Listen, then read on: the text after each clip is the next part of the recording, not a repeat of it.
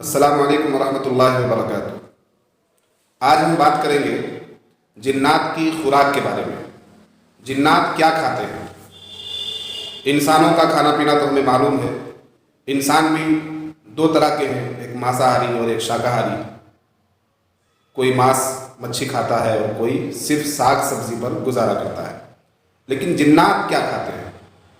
अगर साइंसदान भी रिसर्च करते तो वो जिन्नात की खुराक का पता नहीं लगा सकते थे, लेकिन कुर्बान जाइए दीन इस्लाम पर कि हमारे आखिरी नबी हज़रत मोहम्मद सल्लल्लाहु अलैहि वसल्लम के तवस्सुल से हमें ये बात मालूम हुई कि जिन्नात की खुराक क्या है।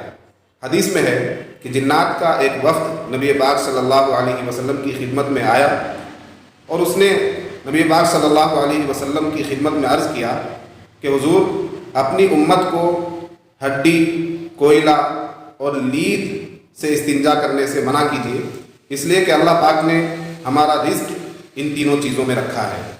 यानी लीद, गोबर और हड्डी और कोयला, ये तीन चीज़ें जिन्नात की खुराक हैं। इस हदीस से हमें ये भी पता चलता है कि बहुत सी जगहों पर जहाँ जंगलात हैं, देहात के इलाके हैं, या जो लोग खेतों में काम करते हैं, किसान भाई हैं, उन्हें जंगलों में, खेतों में इस्तिंजा की ज़रूरत पेश आ जाती है, तो वो ढेले से, मिट्टी से, पत्थर वगैरह से इस्तिंजा कर लिया करें।